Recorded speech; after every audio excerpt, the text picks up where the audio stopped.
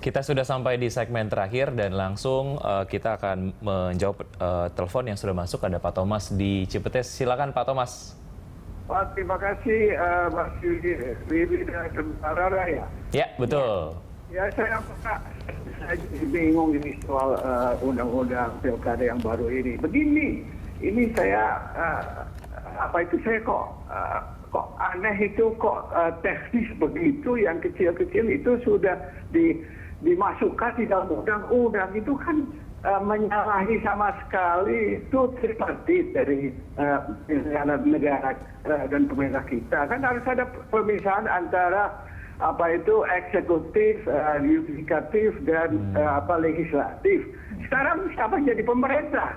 Apakah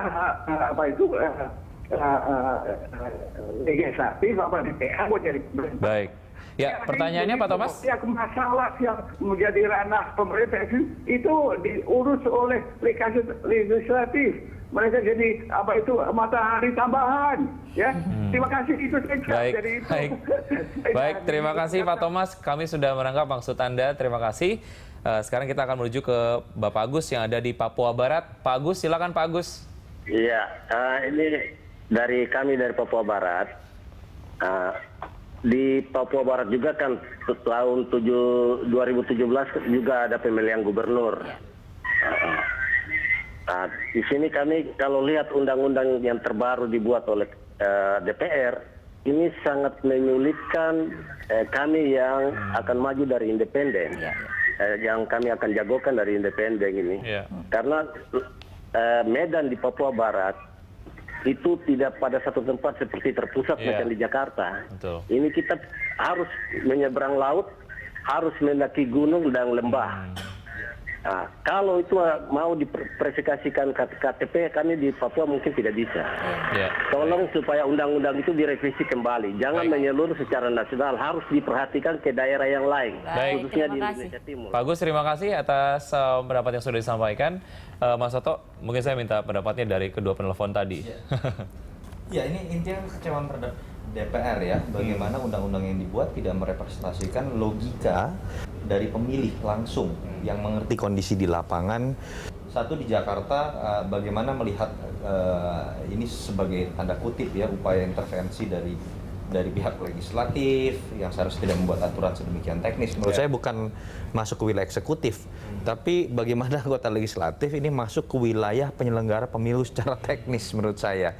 Yang itu juga sudah terlalu jauh. Itu yang kenapa saya katakan agak mencurigakan kenapa aturan teknis 3 hari masuk di level undang-undang. Pada niatan apa sedemikian teknis mereka ingin masuk, ingin ikut terjun begitu kan. Yang kedua tadi kan dari Papua, bagaimana efek dari aturan yang dibuat tanpa mengetahui kondisi lapangan itu kemudian bisa berpengaruh terhadap penyelenggaraan pemilu bukan hanya dalam konteks Ahok kok. Kita bukan hanya bicara mengenai Ahok. Kita bicara mengenai daerah-daerah lain yang lebih tidak memenuhi prasyarat untuk bisa melakukan pekerjaan teknis seperti tadi. Kalau Jakarta, tadi kita masih berbicara level teknis psikologi pemilih yang sibuk biasanya. Kesehariannya bagaimana mungkin Anda dibatasi 3 hari.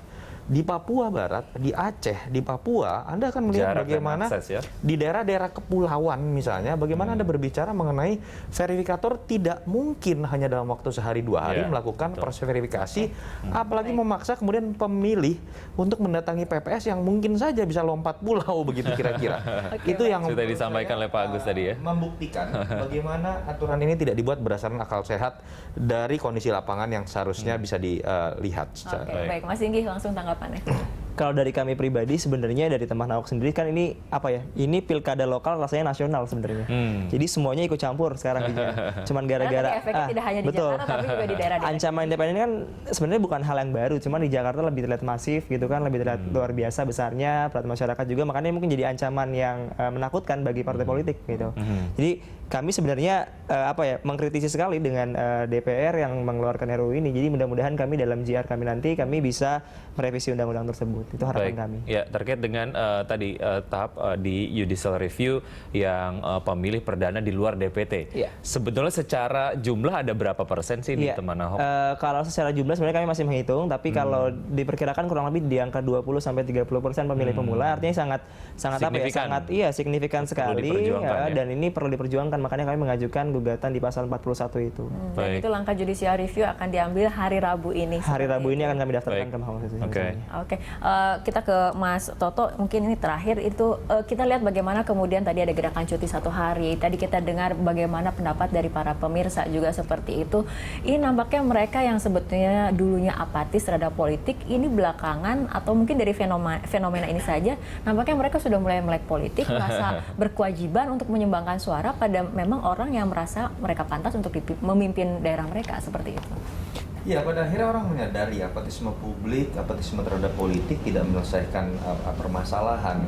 Ketika mereka ikut bergerak, ketika mereka kemudian membuat gerakan sendiri di tengah apatisme terhadap partai, terhadap elit-elit, ternyata bisa muncul pemimpin-pemimpin baru yang terbukti membawa perubahan. Apa yang terjadi dengan Jakarta dengan Jokowi Ahok, apa yang terjadi di Bandung dengan Ridwan Kamil dan beberapa daerah lain, memperlihatkan bahwa ketika mereka bergerak, walaupun di antara aktor-aktor bernama partai, bernama elit masih ada yang bisa dianggap tidak bisa dipercaya, tapi itu akan membawa sedikit perubahan. Itu juga yang menurut saya sedang terjadi di Jakarta, apalagi kita Baik. tahu Jakarta akses informasi sedemikian kuat, egalitarianismenya juga lebih terjadi, yang pada akhirnya menyebabkan masyarakat akhirnya berani masuk juga menjadi aktor Baik. politik dan bisa berbuah positif. Itu yang saya harapkan bisa terjadi. Siapapun menang. Ini bukan masalah Ahok atau A atau B atau C, tapi kita bicara bagaimana demokrasi melibatkan masyarakat, bukan hanya sebagai penonton, tapi menjadi aktor yang ikut menggerakkan. Ya, Baik. terima kasih Mas Toto, Mas Inggi. Ya.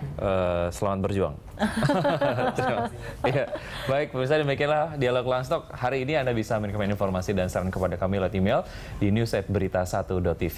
Ya, atau follow kami via Twitter, Facebook, dan juga YouTube. Nantikan Lunch Talk setiap hari pukul 13 hingga pukul 14 waktu Indonesia Barat. Terima kasih dan sampai jumpa.